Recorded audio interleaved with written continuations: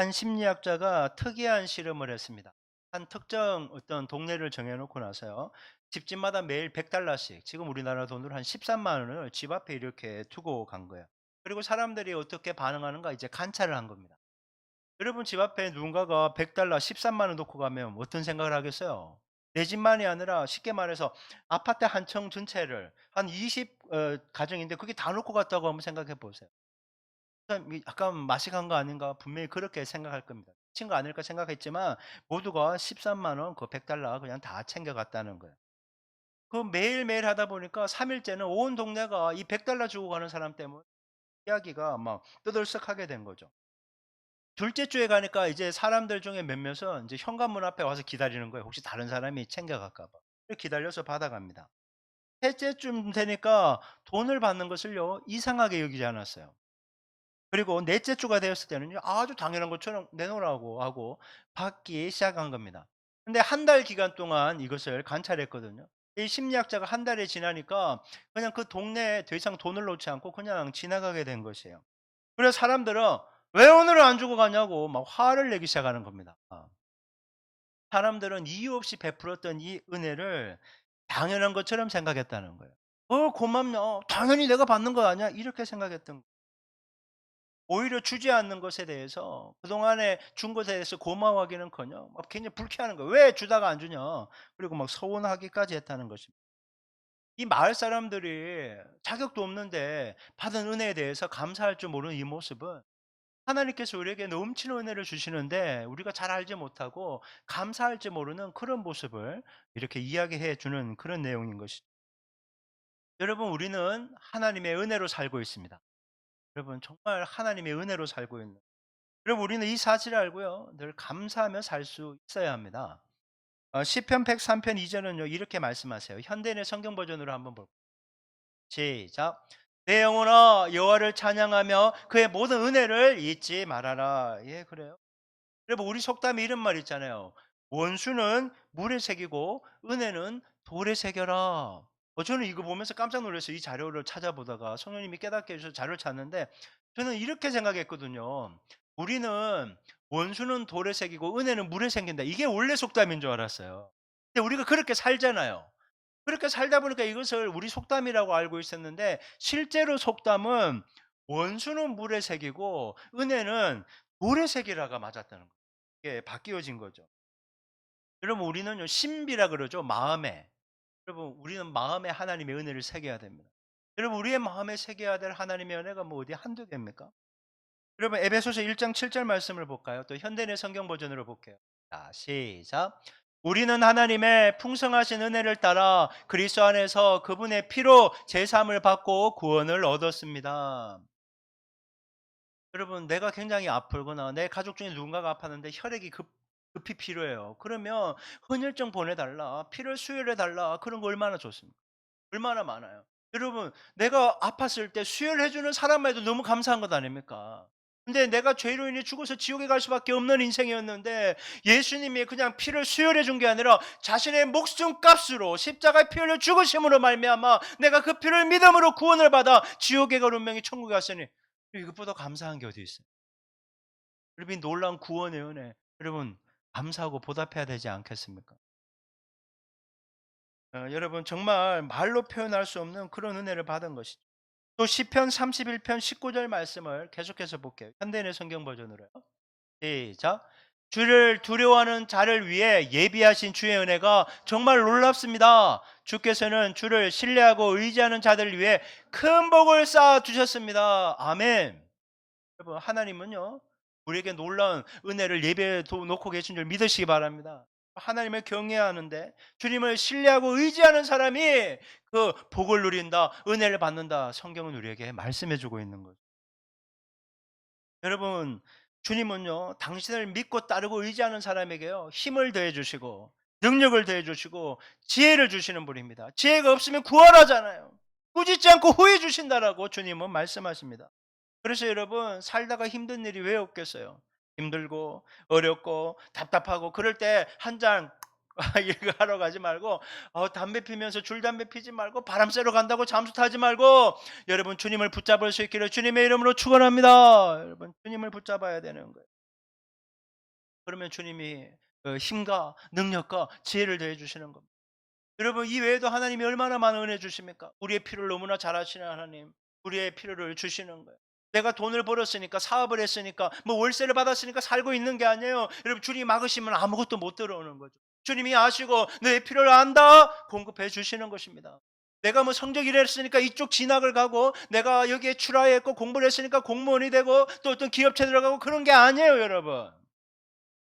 여러분 주님이 열어 주셔야지만이 인도해 주셔야지만이 그쪽으로 갈 수 있는 것입니다.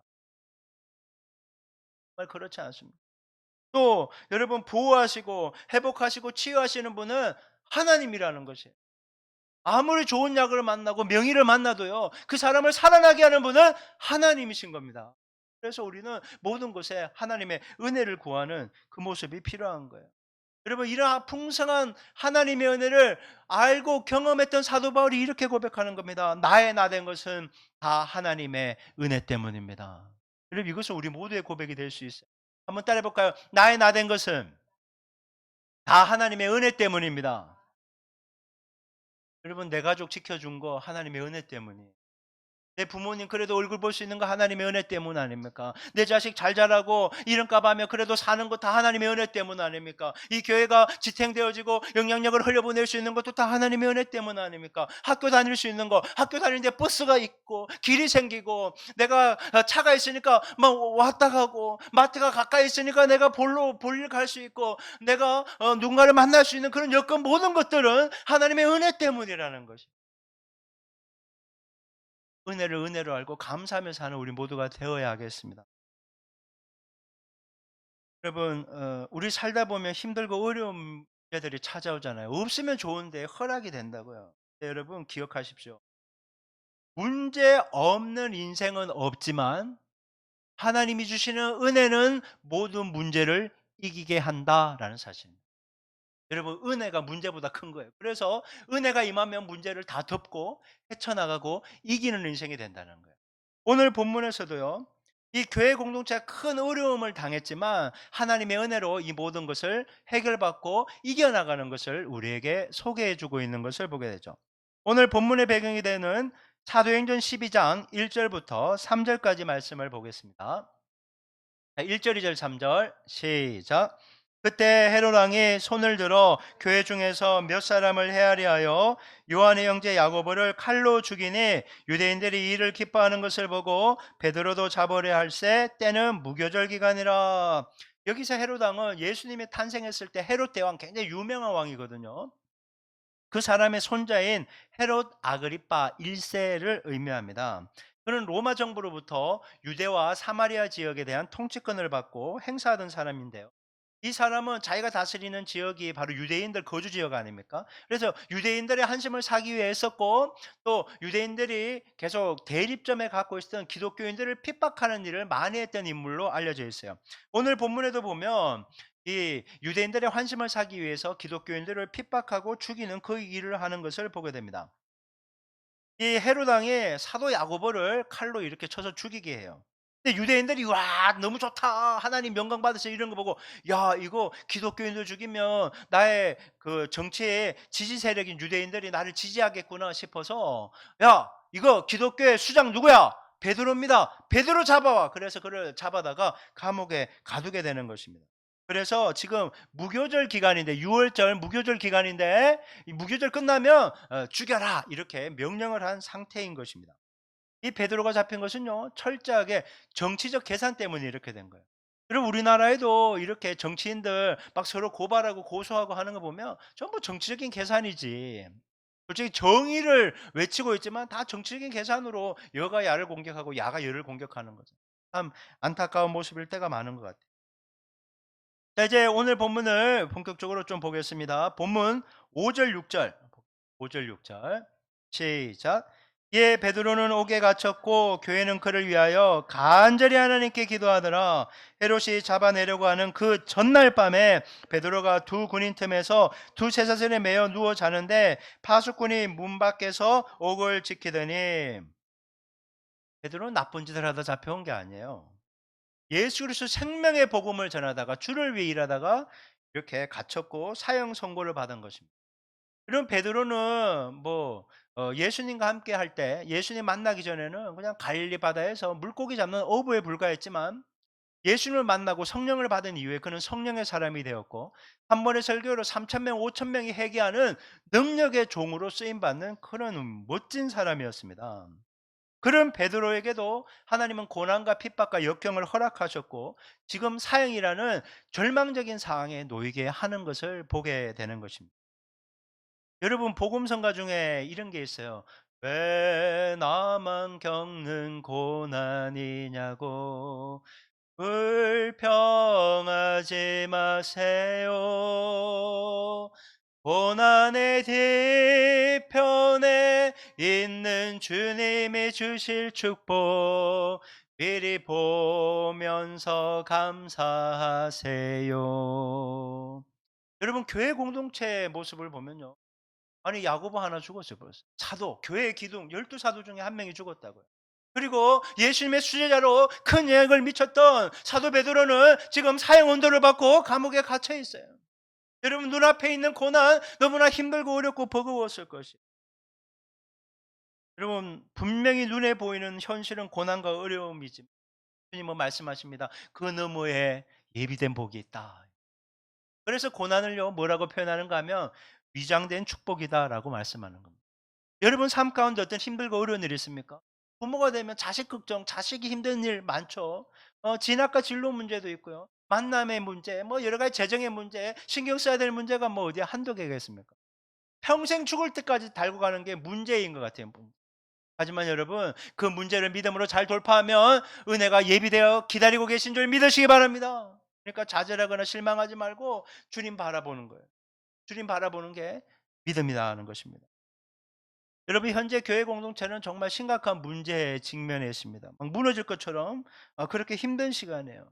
여러분 한번 생각해 보세요. 우리 교회 공동체 지체 하나만 사고가 나도요. 그리고 우리 모두가 다 힘들어하지 않습니까? 근데 지금 한 명은 순교당했고 한 명은 죽기 직전이라는 거예요. 마음이 얼마나 힘들고 어렵겠어요. 그리고 우리가 베드로를 위해서 힘써 줄 일이 아무것도 없다는 거예요. 자신들의 무능력함, 이 안타까움 때문에 더 절망했을 것입니다. 근데 그들이 할 수 있는 한 가지가 있었어요. 오늘 성경에 보면 간절히 기도했던 것이. 기도도 적당히 할 수가 없는 거예요. 할 수 없기 때문에 인생의 막다른 길 앞에서 그들은 간절히 기도했던 것입니다. 여러분 우리도 간절히 기도하면 기적이 일어나게 될 줄 믿습니다. 여러분 간절히 기도하는 거예요. 간절히. 오늘 본문 5절에 보면요. 한글 성경에는 빠져 있지만 헬라어 원어 성경과 영어 성경에는요. 정확하게 표기되어 있는 단어가 하나 있습니다. 바로 그러나 but이에요. 5절을 우리 헬라어 원어적 성경으로 한번 의미로 다시 한번 보겠습니다. 자, 읽어볼게요. 시작. 이에 베드로는 옥에 갇혔고 그러나 교회는 그를 위하여 간절히 하나님께 기도하더라. 예, 중요합니다. 베드로 옥에 갇혔고 그래서 절망해서 낙담했다가 아니라 그러나 그를 위하여 간절히 기도했다는 거예요. 여러분 힘들고 어려울 때 다른 거 선택하지 마시고 그러나 그런 문제가 있을지라도 기도했다로 연결될 수 있기를 주님의 이름으로 축복합니다. 여러분 그러나가 우리 인생을 바꾸는 것이. 여러분 우리 인생에서 힘들고 어려운 근심 걱정 염려 시험거리가 얼마나 많습니까? 하지만 그러나 그때 정말 기도하는 것. 그 사람이 승리하는 사람이라는 것. 여러분 여기서 우리는 중요한 영적 원리를 하나 배웁니다. 내가 할 수 없는 것을 가지고 원망하고 불평하지 마라. 대신 내가 할 수 있는 것 기도를 하라. 여러분 원망 불평 근심 걱정해서요 상황이 바뀌고 영향이 준다면요 나 누구보다 더 열심히 할 거예요. 정말 열심히 할 거예요. 근심 걱정 염려 시험 들래 이렇게 할 거예요. 근데 그것은 아무것도 하지 못한다는 거예요. 하지만 여러분 우리가 기도하면 하나님이 상황에 개입하시는 거예요. 문제를 선하게 바꾸시고 해결해서 우리로 이기게 해 주시는 것입니다. 그래서 내가 할 수 없는 것 때문에 원망하고 불평하지 말아요. 기도하십시다. 기도하면 기적이 일어납니다. 여러분 주변에 혹시 이런 분 있지 않아요? 말빨 죽이는 사람. 말을 아주 굉장히 잘하는 사람이 있어요. 가 죽을 정도. 근데 말은 잘하는데 말뿐인 경우가 너무 많아요. 말빨만 죽여요. 여러분 하나님의 사람 우리들은요 말발로 승부하는 사람이 아니라 무릎 즉 기도로 승부하는 사람이 돼야 될 줄 믿습니다.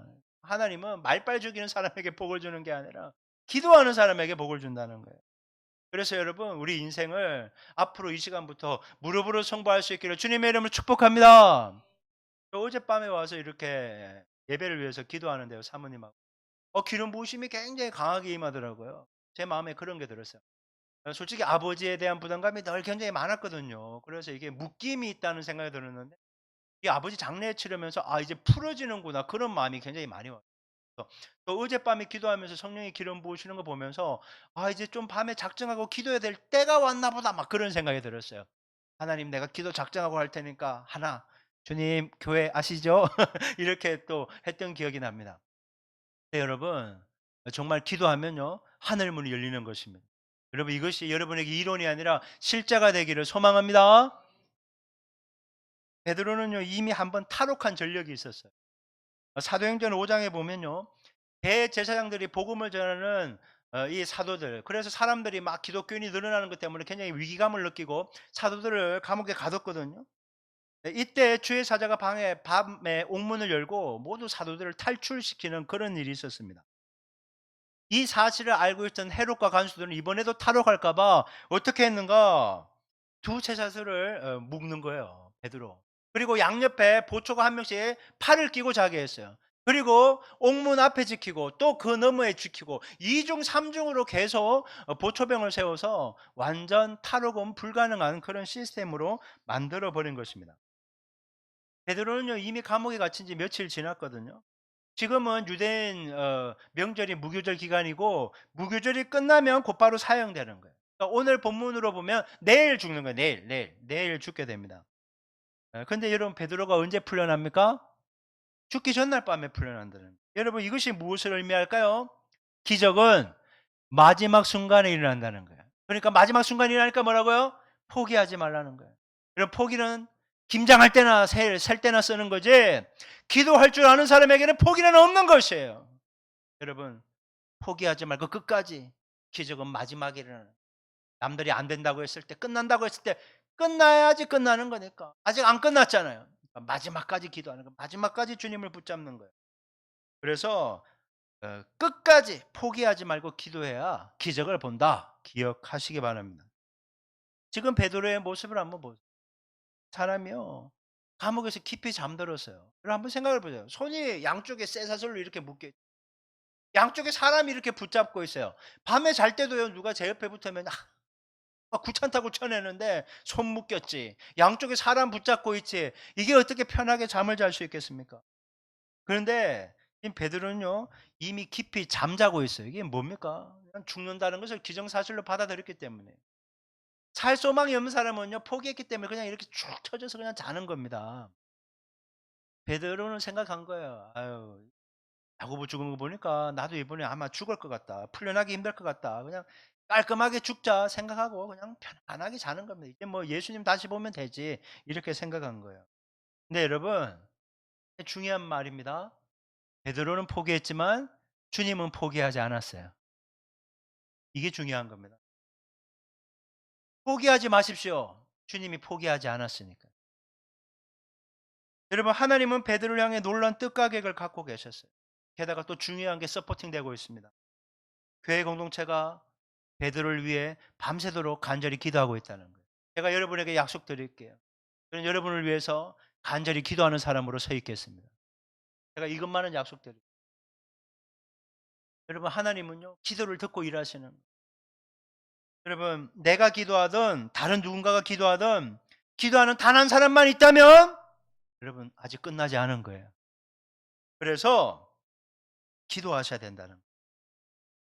하나님은 지난번처럼 이번에도 베드로를 강권적인 역사하심으로 탈출시킵니다. 탈옥시킵니다. 본문 7절 8절 말씀을 볼게요. 자, 시작. 호련히 주의 사자가 나타나매 옥중에 강채가 빛나며 또 베드로의 옆구리를 쳐 깨워 이르되 급히 일어나라 하니 세사들이 그 손에서 벗어지더라. 천사가 이르되 띠를 띠고 신을 신으라 하거늘 베드로가 그대로 하니 천사가 또 이르되 그 소들 입고 따라오라 한대. 자, 계속해서 10절 말씀도 볼게요. 시작. 이에 첫째와 둘째 파수를 지나 시내로 통한 세문에 이르니 문이 저절로 열리는지라 나와서 한 거리를 지나매 천사가 곧 떠나더라. 여러분, 베드로가 너무 깊이 자니까 하나님의 천사가 와서요. 야, 일어나봐. 흔들어 깨는 것도 아니고 발로 옆구리를 주차하는 거예요. 그 정도가 돼야 깨는 거예요. 여러분 한번 생각해 보세요.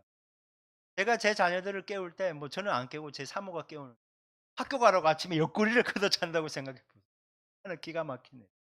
그렇게 깊이 잔 거예요. 포기했으니까 자는 거죠. 얼마나 놀랬겠어. 아야 하고 깼는데 손이 스르륵 풀리는 거예요. 새사슬이. 그리고 옆에 있는 사람이 미동하면 깰 건데 얼마나 잠을 깊이 재웠는지 미동도 못 느끼는 겁니다. 빠져나오는 동안 군인과 보초병들이 파수들이 아무도 몰라요. 주의 사자와 그를 뒤따르는 베드로를 앞을 막아서는 존재가 아무도 없었어요. 그리고 여러분 우리가 영화나 드라마에 보면 이렇게 죄수가 복역을 마치고 이렇게 나올 때 막 문 몇 개씩 열고 마지막에 큰 문 열잖아요. 그게 사람이 열 수 있는 어려운 거거든요. 몇 명이 붙어서 열어야 되는 건데 그게 스르르 열리는 거예요. 그래서 주의 사자가 감옥에서 멀리 떨어져 있는 곳까지 베드로를 인도하고 나서 그는 곧바로 사라지게 되는 것입니다. 이게 탈옥 과정이에요. 여러분 베드로의 탈옥에서요. 인간적인 어떤 힘, 지혜, 계획은요. 조금도 개입되지 않은 것을 우리는 보게 됩니다. 전적인 하나님의 뜻과 계획 안에서 이루어진 것이에요. 여기에다 하나 덧붙이면 교회 공동체에 기도가 있었다는. 여러분 본문 9절 말씀을 볼까요? 9절. 자, 탈옥이 진행되는 과정을 베드로는 이렇게 생각했어요. 시작. 베드로가 나와서 따라갈 새 천사가 하는 것이 생시인 줄 알지 못하고 환상을 보는 거 아니라, 예, 베드로는 자기가 야고보처럼 죽을 줄 알았거든요. 그래서 깼지, 손 풀어졌지, 파수들 아무도 안 세우지, 다 졸고 있지, 문은 서로를 열리지. 아, 이게 꿈인가 보다 이렇게 생시라고 생각을 못하죠. 이걸 어떻게 하겠어요? 그런데 실제로 일어난 사건임을 알게 돼요. 자유의 몸이 되니까 그제서야 이제 정신을 차리게 된 것이죠. 본문 11절. 11절. 시작. 이에 베드로가 들어 이르되 내가 이제야 참으로 주께서 그의 천사를 보내어 나를 헤롯의 손과 유대 백성의 모든 기대에서 벗어나게 하신 줄 알겠노라 하여. 베드로가 얘기하면 이제야 참으로 알겠다. 이 일은 하나님이 실제로 하신 일이다 라고 얘기하는. 그러면서 얘기합니다. 하나님은 당신의 뜻대로 될 것이라고 생각했던 헤롯과 유대인들의 기대에는 끄끄시고 교회 공동체에 기도하는 자의 손을 들어주셨다. 여러분 인생은 누가 승리하는 줄 아세요? 기도하는 자가 승리하는 것이에요. 기도하는 사람. 기도하는. 하나님 누구 편이십니까? 기도하는 사람 편입니다. 하나님께 기도할 수만 있다면 결국에는 아무리 힘들고 어렵고 안 되는 것처럼 보여도 기도하는 사람이 마침내 승리하는 것입니다. 베드로는 탈옥하자마자 마가 요한의 집을 향해 달려갑니다. 본문 12절. 시작. 깨닫고 마가라는 요한의 어머니 마리아의 집에 가니 여러 사람이 거기에 모여 기도하고 있더라. 베드로는 잠자고 있었는데 교회 공동체는 기도하고 있었어요. 비록 성도들은요 감옥을 뚫고 베드로를 탈옥시킬 수는 없었어요. 그런 능력이 없었어요. 하지만 그들의 기도는요 하나님께 상달되었습니다. 그러자 그 기도를 통해 하나님은 역사하시는 거예요. 감옥 문을 뚫어버리신 것입니다. 사람을 구출해낸 것이에요. 죽는다는 절망 가운데 있는 사람에게, 소망 없는 사람에게 생명의 기회를 다시 주는 것입니다. 여러분 기도하지 않는 기도하지 않는 교회 공동체는 무능력해요. 하지만 내가 기도하는 교회 공동체가 기도하기만 한다면 여러분 하나님의 능력이 우리에게 임하는 줄 믿으시기 바랍니다. 기도해야 된다. 오늘 본문이 우리에게 주는 교훈은 이것입니다.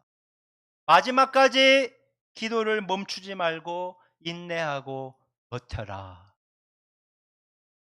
여러분 인생이 자기 뜻대로 되던가요? 안 되죠. 이걸 빨리 아는 사람이 지혜로운 사람이에요. 내 마음대로 되지 않으면요 사람들이 자꾸 환경 탓을 해요. 만약 저 같은 목회는 이런 거 할 수 있겠죠.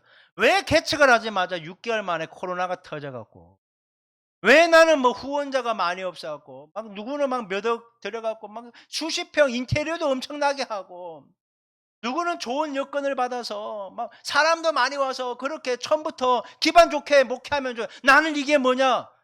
여러분 환경 탓 남 탓을 언제까지 하겠어요? 여러분 이렇게 허락하신 분도 하나님임을 믿습니다. 아멘이죠. 하나님은요 우리 각자에게 가장 좋은 모습으로 허락하심을 믿습니다.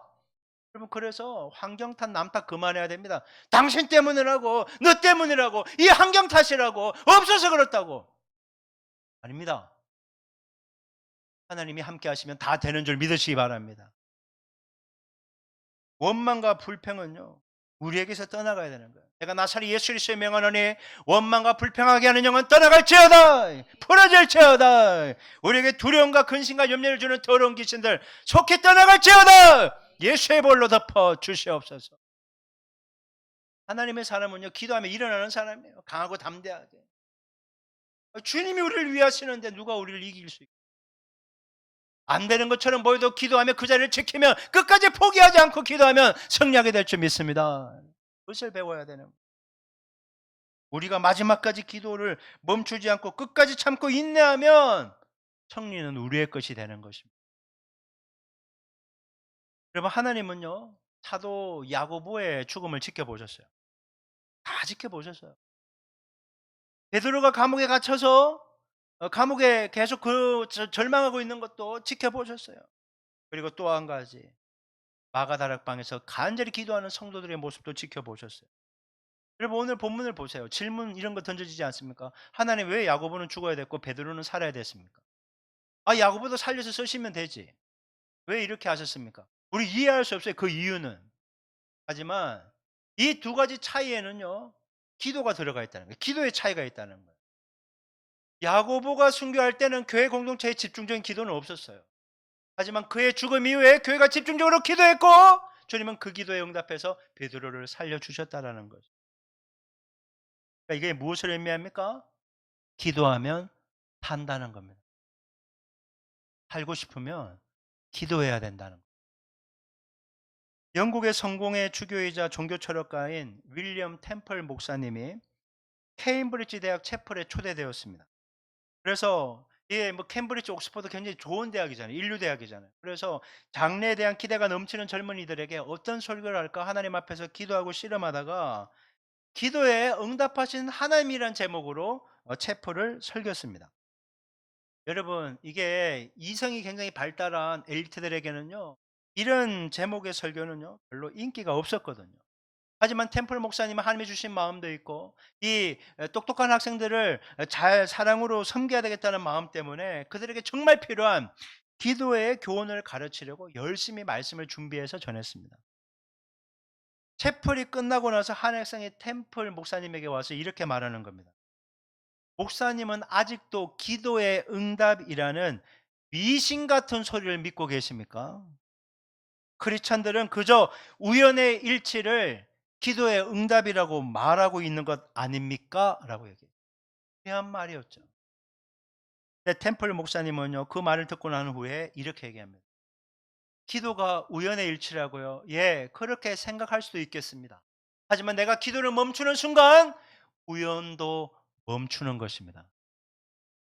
여러분 세상 사람들이 우리의 기도 응답을 우연이라고 얘기해요. 그래 맞아요. 그 우연으로 된 거지. 하다 보니까 그렇게 된 것이지. 하지만 여러분 기도하니까 그 우연이 너무 많이 일어나더라는 거예요. 그리고 기도하지 않을 때는 그 우연조차 일어나지 않더라는 겁니다. 이게 뭘 의미합니까? 우연이 아니라는. 하나님이 기도를 듣고 응답하신다는 것입니다.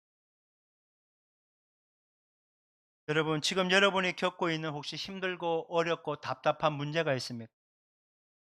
여러분 그것은 주님이 우리를 잘 모르거나 아이고 내가 너를 챙겼어야 되는데 깜빡 실수했다 미안하다 이렇게 말씀하실 분이 아니라는 거예요.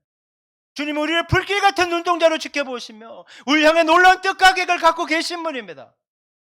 때때로 살아가면서 야고보와 같은 죽음도 경험할 수 있어요. 내가 사랑했던 누군가를 잃을 수도 있고 내가 열심히 했지만 불합격할 수도 있고 뭔가 막힘이 있을 수 있어요. 재정의 흐름을 당해서 막 은행에 대출 받으러 가야 되고 남들한테 막 아쉬운 소리 해야 될 그런 경우가 생길 수도 있습니다. 하지만 이것이 하나님이 우리를 버린 것이 절대 아니라는 거예요. 하나님은 나를 향해 놀라운 뜻가기를 갖고 계심을 믿습니다.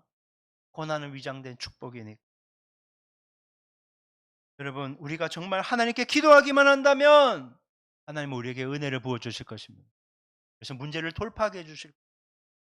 여러분, 오늘 설교의 제목이 기도는 닫힌 문을 엽니다. 그럼 이게 뭘까요? 기도하지 않으면 문은 절대 열리지 않는다는 거예요. 사랑하는 여러분, 기도함으로 문을 여는 인생 되시기 바랍니다. 저는 이 설교를 마무리하면서 이 찬양의 가사가 떠올랐어요. 제목, 하나님은 실수하지 않으신다. 내가 걷는 이 길이 혹 굽어도는 수가 있어도, 내 심장이 울렁이고 가슴 아파도, 내 마음속으로 여전히 기뻐하는 까닭은 하나님은 실수하지 않으심일세. 여러분, 그렇습니다. 하나님은 절대 실수하지 않으십니다. 하나님은 기도하는 우리를 붙잡고 반드시 가장 좋은 길로 인도해 주실 것입니다. 우리 그 하나님 믿고 신뢰하면서 날마다 기도함으로 승리하는 우리 모두가 되기를 주님의 이름으로 축원합니다.